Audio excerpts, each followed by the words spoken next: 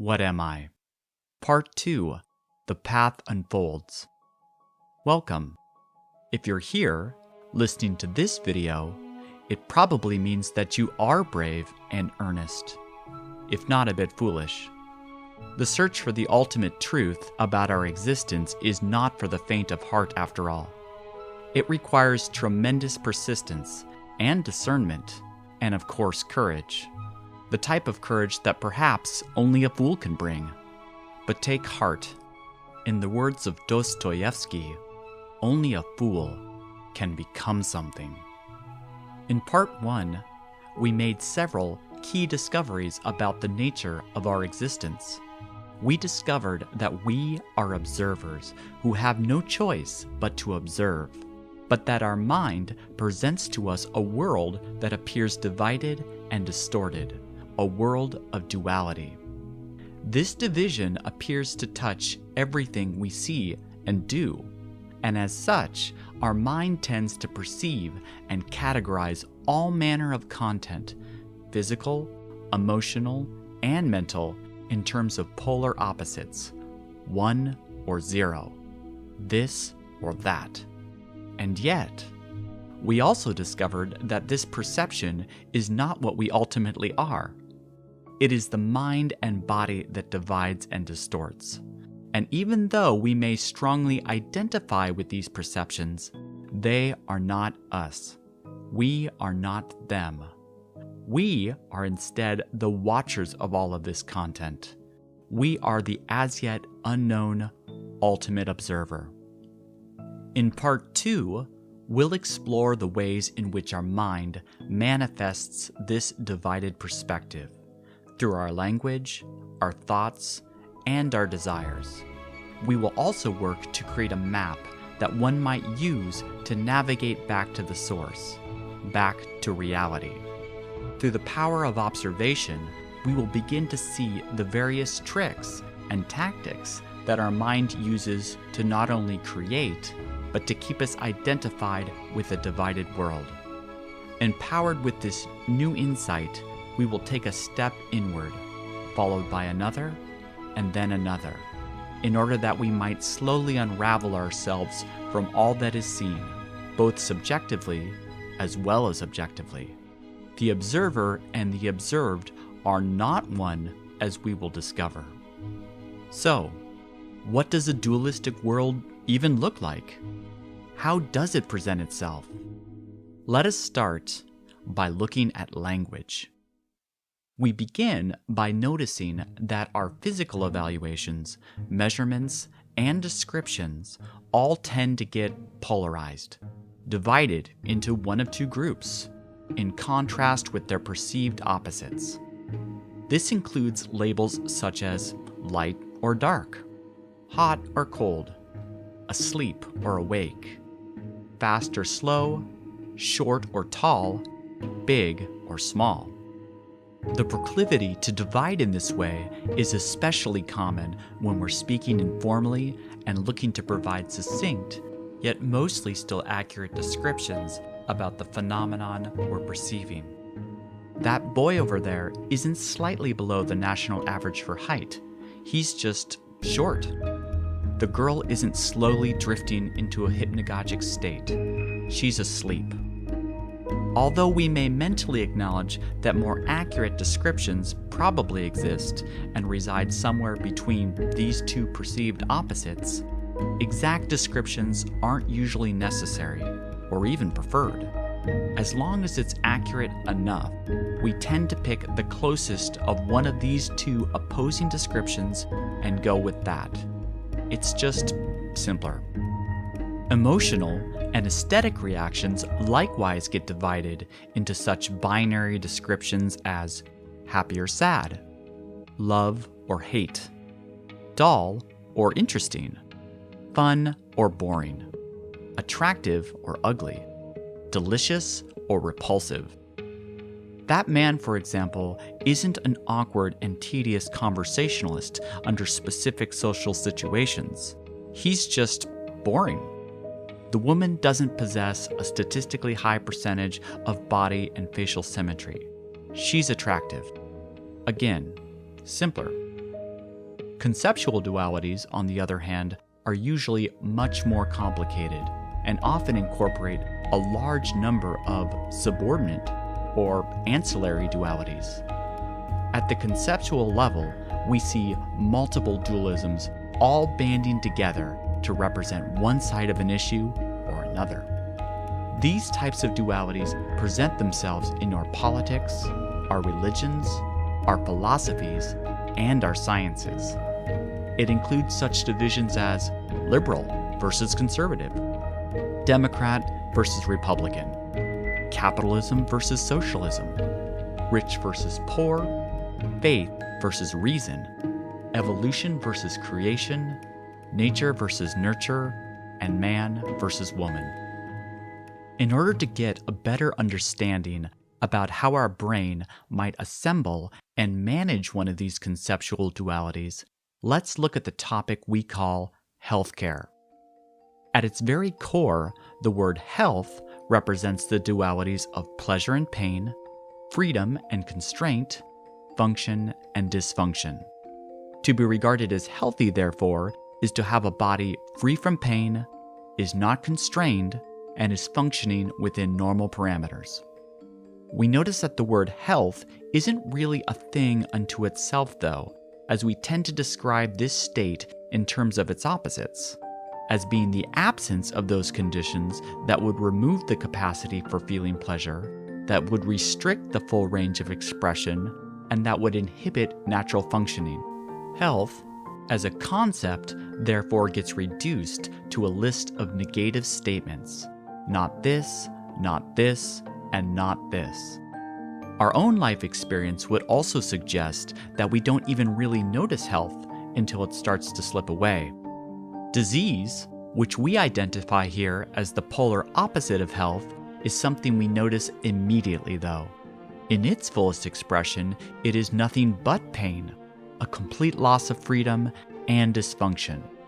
So we observe here that health is also part of a duality, but only after we observe its absence.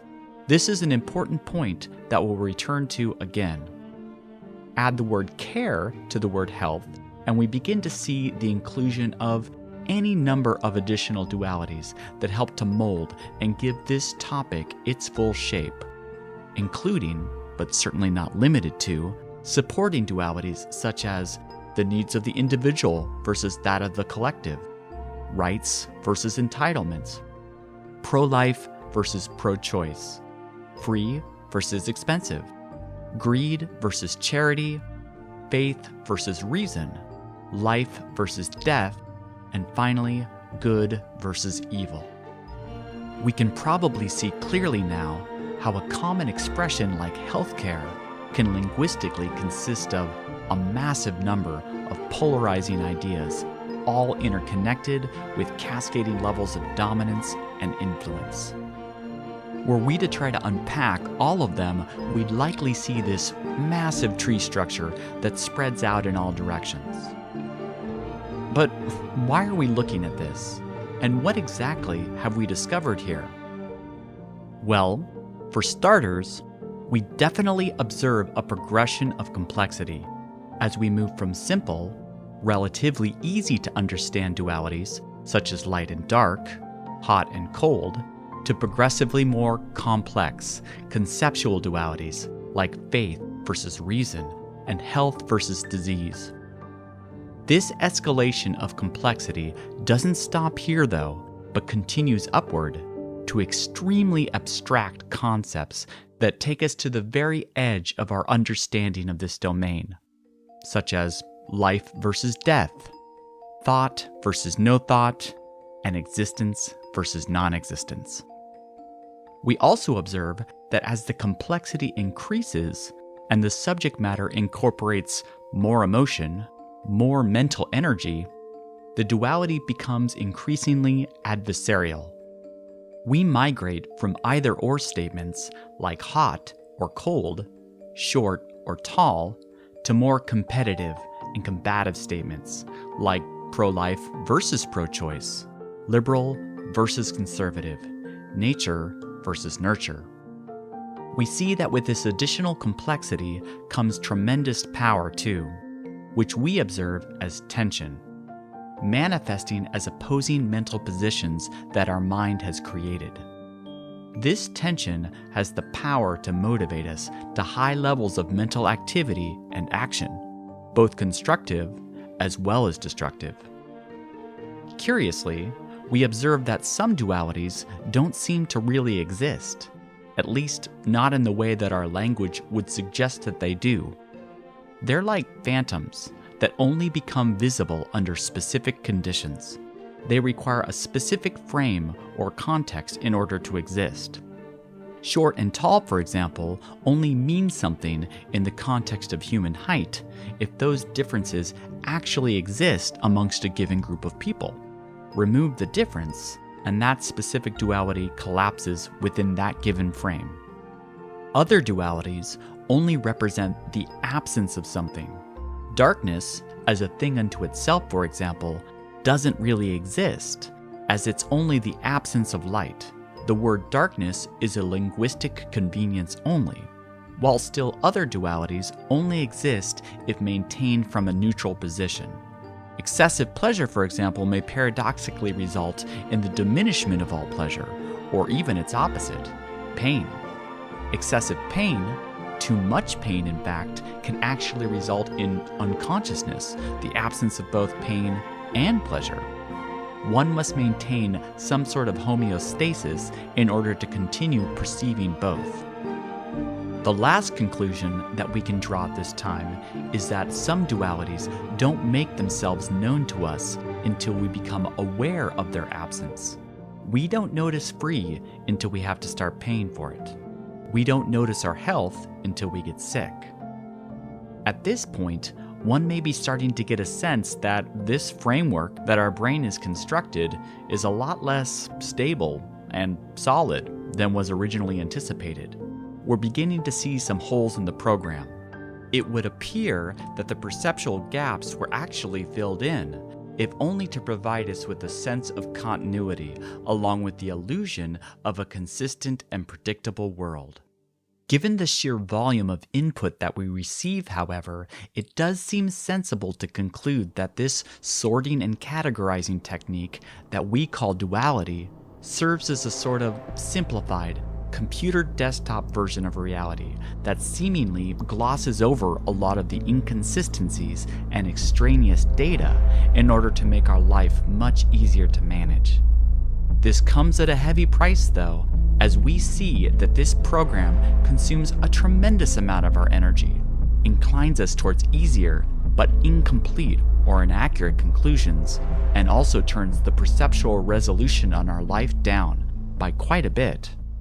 It would appear that somewhere along the way, we stopped recognizing this form of processing as simply a tool and began mistaking it as real. Real perception and direct knowledge instead got deprioritized.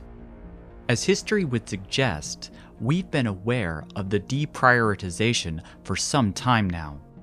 The Garden of Eden story from Genesis, for example, indicated that after we ate the forbidden fruit from the tree of knowledge of good and evil, we fell from grace, got ejected from the garden, and lost direct contact with God, or what we define here as ultimate reality. Put simply, we started perceiving dualistically, and all hell broke loose. Literally. Our exploration of this topic here today stems from the fact that we all long to return home, to the innocence and bliss of our childhood, to the garden, as it were, of direct and complete perception. Now, whether this perceptual modification was part of a conscious choice that resulted in our species deciding to use a shorthand version of perception, but then eventually forgetting that we were using it, or the result of inadequate instrumentation, that is to say, bodies and minds that simply couldn't handle all the incoming data, so mental safeguards were put in place, or punishment for offending some angry god somewhere for eating forbidden fruit, in the end, it doesn't really matter. One thing is certain. We will not understand the external world accurately until we first understand ourselves. Socrates, the father of Western philosophy, offers this insight on the matter. All men and women pursue the good. It's only our ignorance of self that prevents us from seeing the real good. The implication here is simple. Our lack of true self-understanding can often leave us with a distorted, if not utterly maligned sense of what good actually is. We're not seeing the world clearly. Michael Jackson, the king of pop, offers perhaps a more practical and instructive approach. I'm starting with the man in the mirror. I'm asking him to change his ways. So, now that we're beginning to form a map and are starting to see just how our mind actually constructs these polarizing positions that simplify our world, but at the cost of our energy, perception, and even our peace of mind, how might we begin to navigate it? How do we pursue the good, the real good? How do we change our ways? Let us continue our examination of self by recognizing that we are not one, but actually many voices. We consist of many conflicting desires, emotions, and thoughts. This is yet another way in which duality manifests itself in our lives, through the active participation of several different voices, all vying for dominance and control. Walt Whitman's famous poem, Song of Myself, sums it up nicely. Do I contradict myself? Very well, then I contradict myself. I am large. I contain multitudes. But how do we discover which voice is more real, more authentic, and more inclined to take us closer to the truth about our existence? In the words of author Scott Turow in his book Ordinary Heroes, who are we but the stories we tell ourselves, about ourselves, and believe? The true voice is always the more interior voice. It is the quieter, fainter, more subtle, more distant voice that exists within. But this voice is not always easy to spot. Initially, it may not even be recognized or heard at all. The false voice, on the other hand, is often much louder, more glamorous, focused primarily on pleasure. It is seductive. For example, the voice or aspect of the self that wants to drink to excess might also get confronted with a different voice or self that sees that same action as harmful. We recognize that only one of these voices can be true, though, or at least more true. The desire in question may try to engage us or have us identify with it as being ours.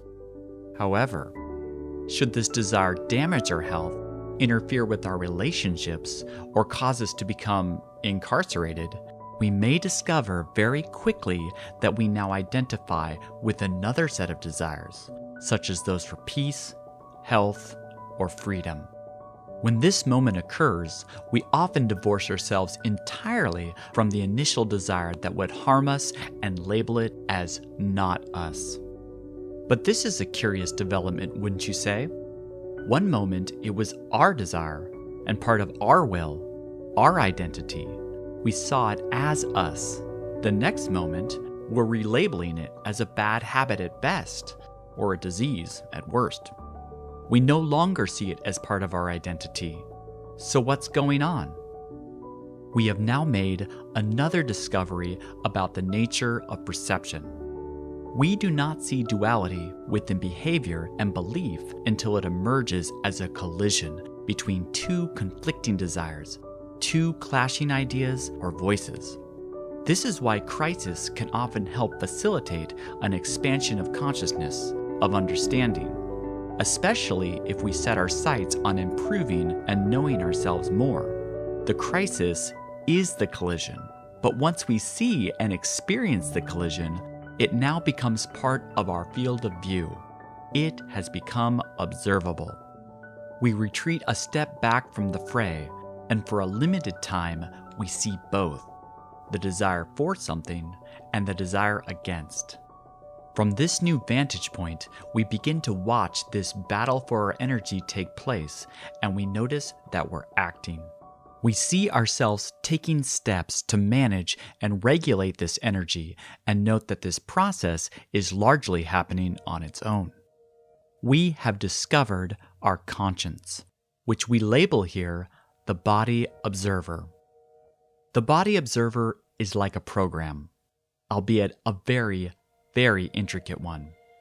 This observer is concerned primarily with the preservation of the body and all the operations that would maintain its well-being: food, territory, money, mates, health, and so on and so forth. It is somatically driven. The reactions of this body observer are mostly predictable, but it is not perfect. It can get derailed. The program can get hijacked and corrupted. Once we have experienced and witnessed enough collisions between our different desires, and we see for ourselves just how these forces operate and try to get us to identify with them, we have taken an initial step and have moved a little closer to the source. We no longer identify wholly with our appetites or drives, and they become progressively more and more a part of our field of view. When we first discover the body observer, we note that it is very rational, logical. It deals in very concrete realities. 2 + 2 = 4. Lima is the capital of Peru. This particular food is healthy. This one is not. Drink enough water, take your vitamins, do your taxes on time. This program is not at all concerned with abstract topics or questions dealing with ultimate existence. But the body observer is also part of a duality, and way off in the distance we get a glimpse of its polar opposite. For in that opposite lies a sense, a feeling, a knowing about things that we shouldn't rightly know, and yet we do. This sense is diffuse, imprecise, but instantaneous. There are no complex calculations to perform, no data to sift through. To the rational mind, this sense is offensive, an aberration that should be stamped out. And yet, sometimes it's right. Oftentimes, in fact. And sometimes it's so accurate, it's almost scary. We have discovered intuition. Intuition is like a diffuse light. It illuminates the whole room, but dimly, giving us an instantaneous yet diminished view of the whole scene. Reason is like a laser, bright, penetrating, but very focused. The field of view is limited. Intuition uses the whole body to perform its perceptual feats: the solar plexus, throat, hands, feet, chest. All of these body parts act like sensitive pieces of equipment, like radar, sonar, or GPS, operating in concert to both send and receive vast quantities of information, beyond what the rational mind can process quickly.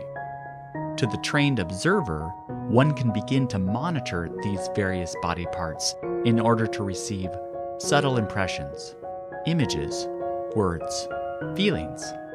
This is not magic, though, or even spiritual. This is simply observation, used in a specific way. Cultural idioms such as "I've got a gut feeling," or "heart to heart," or "good vibrations" would suggest that we all recognize and have tapped into these types of body-centered forms of perception before. The body observer in this context is the horizontal line, the whole plane or continuum, ranging from one pole, reason, to the other pole, intuition, and everything in between. Having experienced but reconciled the reality of both these modes of perception, we get now a glimpse of yet another program, an observer that resides even deeper within the mind that is completely process-driven. Unlike the body observer, which concerns itself with our physical survival and well-being, this new observer retreats from bodily awareness entirely and contemplates patterns of thinking, correlations, abstractions. While the body observer seeks precise, concrete answers, this observer looks on life as a collection of probabilities, likelihoods. We have discovered the mind observer. Also known as the process observer, the witness observer, or simply the witness, the mind observer uses the mind to observe the mind. It is preoccupied with ultimate survival and life beyond the body. While it could be said that the body observer looks for facts and is focused on content, the mind observer looks for truth and is focused on context, meaning, essence. This program could take an abstraction such as the word freedom and realize that its meaning depends entirely on the subjective position of the observer.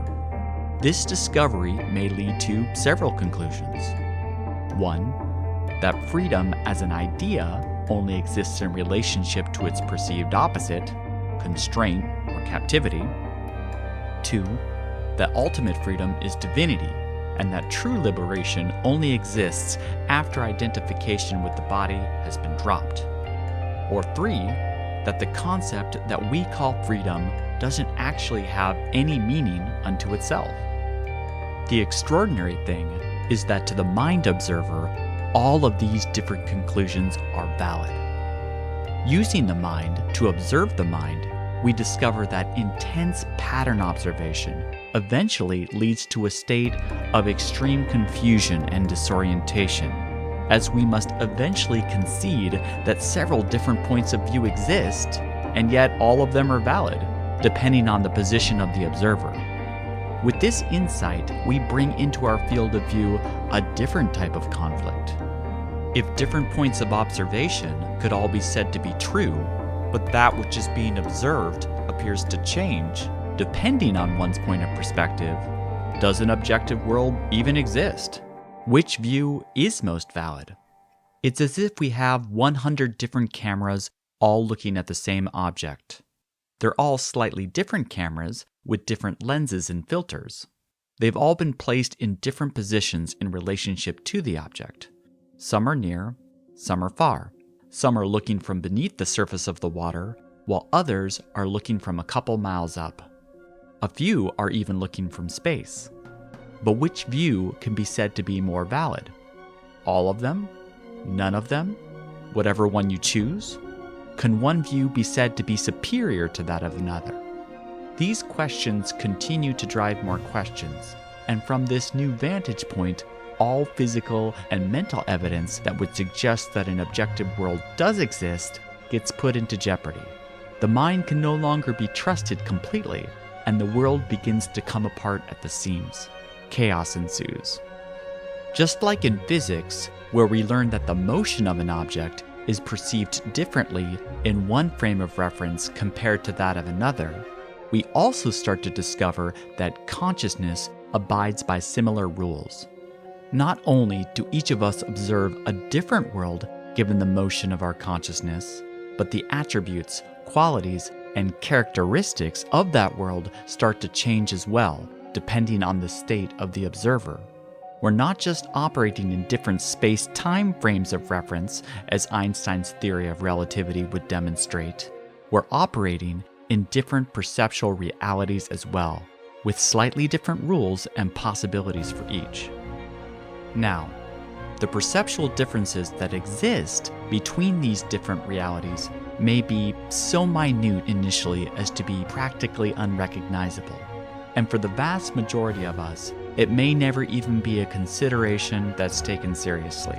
But this qualitative difference becomes more pronounced as the dualities that would keep one locked, fixed within a collective perceptual framework, come under serious scrutiny and begin to collapse under their own weight. It is the weight of persistent observation that does this. By obsessively observing these inner processes, one starts to take note of the false divisions that currently exist in our own mind and release them. Think of it like freeing up memory and CPU resources in a computer. Resources that had once been allocated to a given task suddenly get released as that task gets shut down. But we must first observe thoroughly in order for this possibility to become available. We have to put in the work of monitoring ourselves constantly and exploring every nook and cranny. And in order to observe effectively, we must focus on our troubles, our collisions, and our conflicts, instead of on our pleasures. This is where our dualities present themselves to us. This is where the real opportunity resides. In the illustrious words of the famous psychoanalyst and philosopher Carl Jung, one does not become enlightened by imagining figures of light, but by making the darkness conscious. With the freed resources now at our disposal, new perceptual capabilities and powers previously unconsidered or even imagined begin to manifest. Revelations come, synchronicities, even miracles. Slowly at first, but then faster and faster. Answers to questions that had remained unanswerable to us get revealed in the most miraculous of ways. It is not necessary to believe this, of course, as this process cannot be proved like a syllogism. This transformation can be experienced, however, as the method outlined here, if followed diligently, will bring about this change. After this long period of high confusion that leaves us questioning not only the world, reality, and perhaps even our own sanity, something within us starts to become untethered from the mind. The mind stops watching the mind and notices something else instead. We observe that something is also watching us. We discover that the mind observer is also part of a duality, and we turn our internal head to witness awareness. Devoid of what we would call a personality with thoughts and feelings, it is nevertheless intelligent, powerful, present. We watch it, and it watches us. To try to describe it or define it is to come up short, as no adjectives are really sufficient. We have discovered consciousness of awareness. On the one side of the mind-observer duality, we have mind observing mind. On the other side, we become a conscious witness to pure awareness. Consciousness should not be confused with awareness, however, as these two words are often used interchangeably. Consciousness is local, individualized. It requires a body and a mind in order to observe. It could be said that consciousness is aware of the body, the emotions, and the mind, and is generally regarded as us, which is to say that feeling of presence or I amness.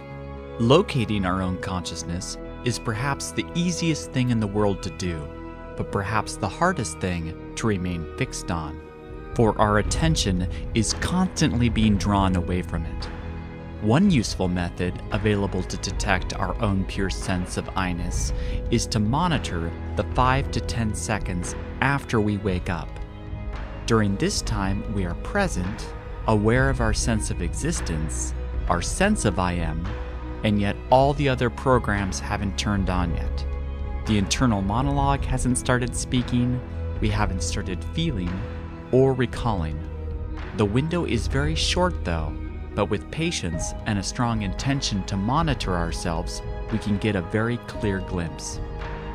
Awareness, on the other hand, is that which monitors consciousness.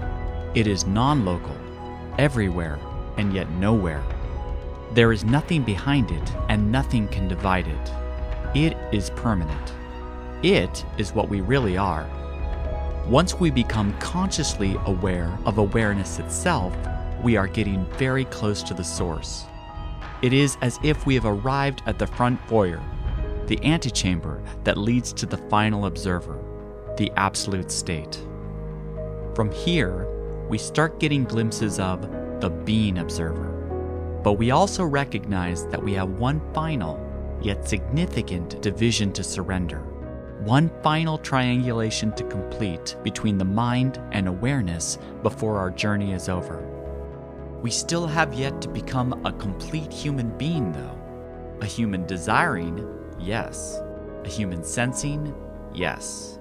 A human doing, feeling, and thinking, yes. For we now witness and observe all of these desires, sensations, actions, emotions, and thoughts, even awareness itself. But we have yet to identify solely with our own pure awareness. We see it, but a mental separation is still maintained. In the paraphrased words of St. Thomas Aquinas, the finite mind can never perceive the infinite, which is true, and awareness is infinite. But there's no rule saying we can't drop the mind. Something within us has to change. Something within us has to become infinite. From here, we initiate the final push, and we start to retreat from all attractions and aversions, all compensations that our imagination would use to keep us identified with this false sense of self that would offer us some payoff, but at the price of our allegiance and identification, are recognized and systematically discarded. Even thought is now seen for what it is, not us, but rather a source of pleasure, an obsession. And as our attraction to it wanes, as the feeling of power and individuality that thought gives us diminishes, and as the illusion of an independent and separate I becomes more clear, thought retreats, and we stand at the final doorway of pure awareness. We observe it fully, having relinquished all identifications, and we sink into beingness itself. The mind has become a river to cross, and the boat that we use to cross it is paradoxically the mind itself. But now the boat is no longer required. We leave it at the shore and continue onward.